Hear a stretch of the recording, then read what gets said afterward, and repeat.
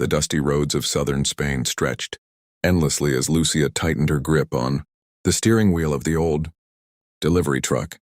The sun hung low over the Andalusian hills, painting the olive groves in shades of gold.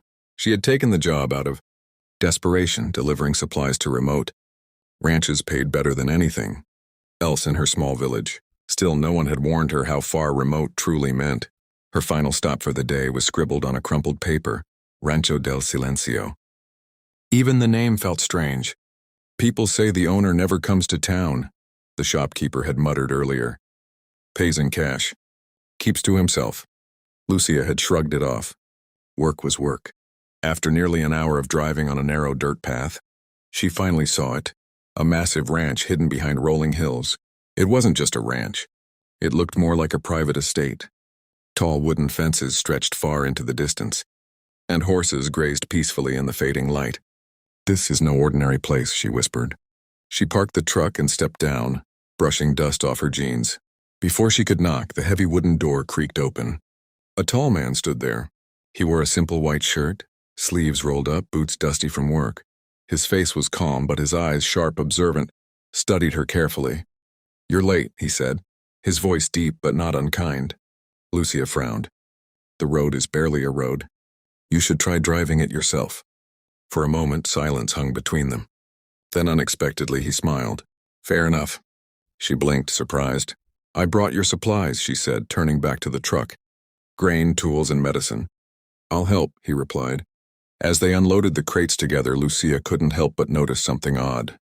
Despite his simple appearance, everything about him felt controlled, confident, like a man used to giving orders even when he didn't speak. "You work here alone?" she asked. "Mostly. That's a lot of land for one person." He glanced at the horizon. "I like the quiet."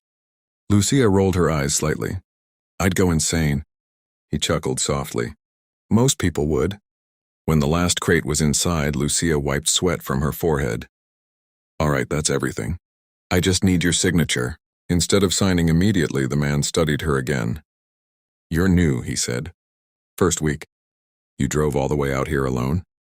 Do I look like I had a choice?" She shot back. Again that faint smile. "What's your name?" he asked. "Lucia." "I'm Matteo." She handed him the paper. "Well, Matteo, that'll be 600 euros. He took out a worn leather wallet, but instead of counting carefully, he handed her a thick stack of bills. Lucia frowned. "This is more than—" "Keep it," he said simply. Her eyes widened. "I don't take charity." "It's not charity. It's appreciation." She hesitated, then slowly took the money. As she turned to leave, he spoke again. "I'll need supplies again next week." Lucia paused. Something about this place, about him, felt Lucia couldn't stop thinking about the ranch. The money Matteo had given her was far more than the delivery was worth, enough to cover her rent for a month. It didn't make sense. No ordinary rancher would hand out cash like that. Maybe he's just generous, she muttered to herself. But deep down she knew that wasn't it. A week later, she found herself driving the same dusty road again. This time the journey didn't feel as long. When she arrived, Matteo was already outside fixing a fence. "You came back," he said, glancing up. "Of course. You pay too well to ignore." A faint smirk crossed his face. "Honest." They worked side by side again, unloading supplies. But this time, Lucia paid closer attention. The ranch was too perfect. The horses were of the finest breeds she had ever seen. The equipment, top quality. Even the storage barns looked newly built. "This place must cost a fortune," she said casually. Matteo shrugged. "It does." Lucia narrowed her eyes. "So, what exactly do you do?" "Ranching." "Just ranching?" She pressed. He looked at her, amused. "You ask a lot of questions. And you avoid answering them." For a moment, neither spoke. Then Matteo sighed. "I own more than just this ranch." Lucia crossed her arms. "How much more?" "Enough." That wasn't an answer, but it told her everything. Later, as she prepared to leave, her truck refused to start. "Great," she groaned, hitting the steering wheel. Matteo walked over. "Problem?" "It won't start. And don't tell me to just try again. I've been trying." He checked under the hood, his expression focused. "It's the fuel line," he said. "You're not going anywhere tonight." Lucia's stomach dropped. What? You can stay here, he said simply. She hesitated. Staying overnight with a man she barely knew in a remote ranch? But the sun was already setting, and there was no signal on her phone. Fine, she said reluctantly.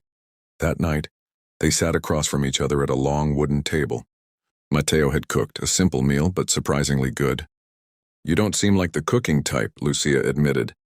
There's a lot you don't know about me. She smirked.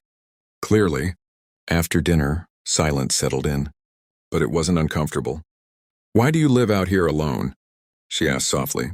Mateo leaned back, his gaze distant. Because people change when they know who you are. Lucia frowned. And who are you? He looked at her, really looked at her. Someone very rich, he said calmly. Her breath caught. How rich? Mateo's lips curved slightly. The richest landowner in this region. Lucia stared at him, stunned. All this time? She whispered. Yes. She shook her head, almost laughing. And you let me argue with you like you're just some normal rancher? I like that you did. For the first time, Lucia didn't know what to say. Because suddenly, everything had changed. Lucia barely slept that night. The idea kept echoing in her mind. The richest man in Andalusia. And she had been talking to him like he was just another customer. Morning came with a soft golden light spilling through the windows.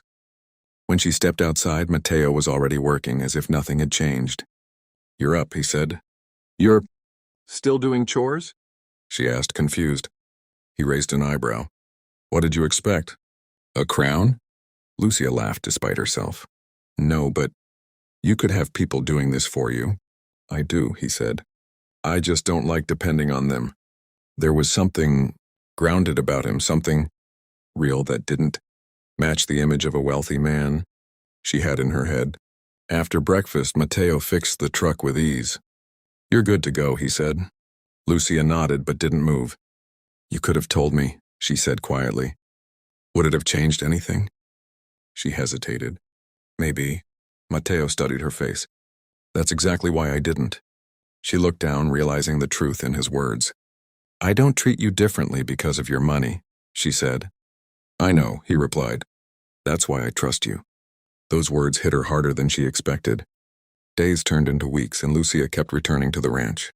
What started as deliveries slowly became something more.